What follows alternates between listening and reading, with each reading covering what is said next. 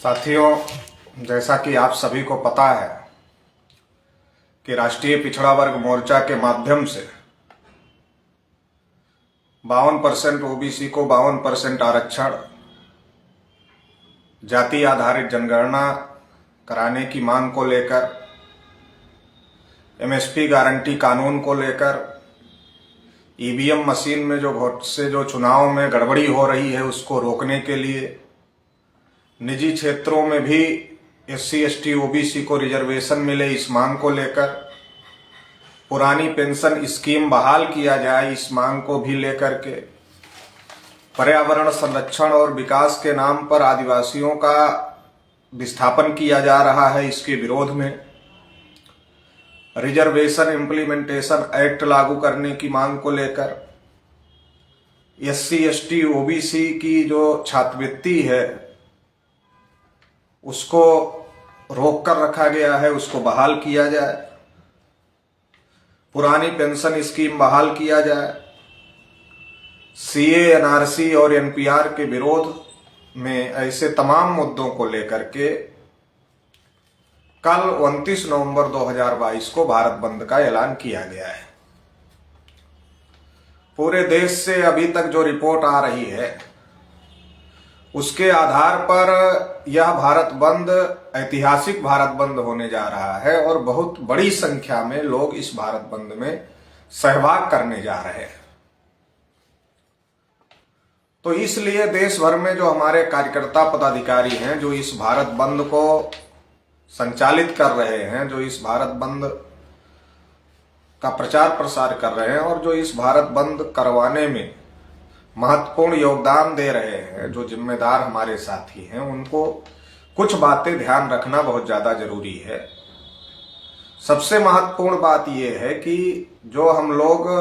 सड़कों पर उतरकर भारत बंद की अपील हमारे कार्यकर्ता करेंगे तो भारत बंद की अपील पूरी तरीके से संविधान के दायरे में रहकर शांतिपूर्ण तरीके से करना है और इस बात की खबरदारी रखना है कि अगर कोई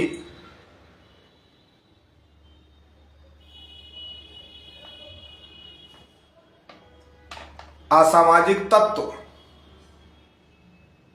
बंद में जो शामिल लोग हैं उनको उकसाने की कोशिश करता है या किसी प्रकार की असंवैधानिक गतिविधि करता है तो उसको पकड़ना है और उसको पकड़कर पुलिस को सौंपना है और किसी प्रकार की असंवैधानिक गतिविधि नहीं करना है। संविधान के दायरे में रहकर शांतिपूर्ण तरीके से भारत बंद के कार्यक्रम को हम लोगों को सफल करना है। जहां जहां भारत बंद को लेकर हम लोग तमाम प्रकार के कार्यक्रम करेंगे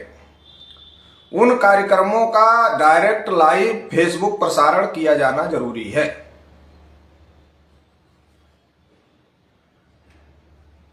डायरेक्ट लाइव फेसबुक प्रसारण करना जरूरी है। उससे एक तो सारी गतिविधियां रिकॉर्ड में आएंगी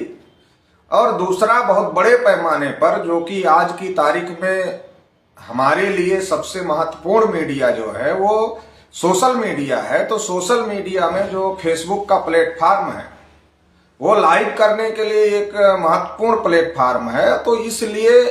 फेसबुक प्लेटफॉर्म का उपयोग हम लोगों को डायरेक्ट लाइव करने के लिए, जो भी बंद के कार्यक्रम हो रहे हैं उसको डायरेक्ट लाइव करने के लिए करना है और उसमें जो हम लोग गतिविधियां कर रहे हैं वो तो रिकॉर्ड में लेना ही लेना है। इसके साथ ही साथ पुलिस प्रशासन की क्या गतिविधियां हैं उसको भी रिकॉर्ड में लेना है। नहीं तो कभी कभी ऐसा भी होता है कि सरकार के इशारे पर कभी कभी पुलिस प्रशासन के लोग ही भीड़ को उकसाने की कोशिश करते हैं या कुछ प्रकार की गलत एक्टिविटी भी कुछ पुलिस प्रशासन के लोग करते हैं, तो उस बात को भी रिकॉर्ड में लेना है। पुलिस प्रशासन की एक्टिविटी भी रिकॉर्ड करना होगा और हमारे लोग जो भारत बंद में शामिल हो रहे हैं उनकी एक्टिविटी भी रिकॉर्ड करना होगा। इसके लिए हम लोगों को डायरेक्ट फेसबुक लाइव पे रहना होगा और दूसरा इस बात की भी खबरदारी रखना होगा कि कोई भी असामाजिक तत्व आंदोलन में घुसपैठ ना कर पाए और इसके लिए हमारे वॉलंटियर जो होंगे वो सतर्क रहें, किसी प्रकार का कोई भी गलत काम ना होने पाए। भीड़ को नियंत्रित और मार्गदर्शित करने के लिए भी वॉलंटियर रखने होंगे, ताकि हमारी भीड़ जितना है उस अनुपात में हमारे वॉलंटियर उनको नियंत्रित करें और सही दिशा में संवैधानिक तरीके से हम लोग अपने कार्यक्रम को सफल बनाएं। यदि कोई बाहरी व्यक्ति हमारी भीड़ में शामिल होकर के और वो लीडरशिप की भूमिका में आना चाहता है या फिर वो आकर के हमारे लोगों को उकसाना चाहता है, तो इस बात की भी खबरदारी रखना है। लीड हमारे कार्यकर्ताओं को ही करना है, जो हमारे कैडर हैं उनको ही करना है, ताकि हम अनुशासित तरीके से और संवैधानिक तरीके से अपने कार्यक्रम को सफल कर सकें। पुलिस प्रशासन से बात करने के लिए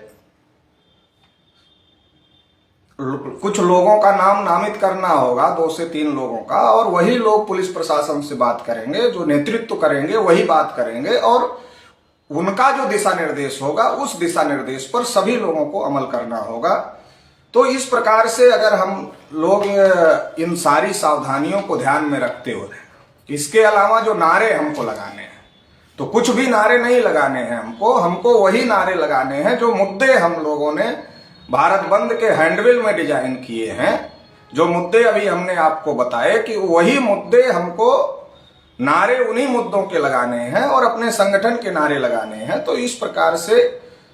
संविधान के दायरे में रह करके हम लोगों को इस भारत बंद को सफल करना है, और ये तमाम प्रकार की सावधानियां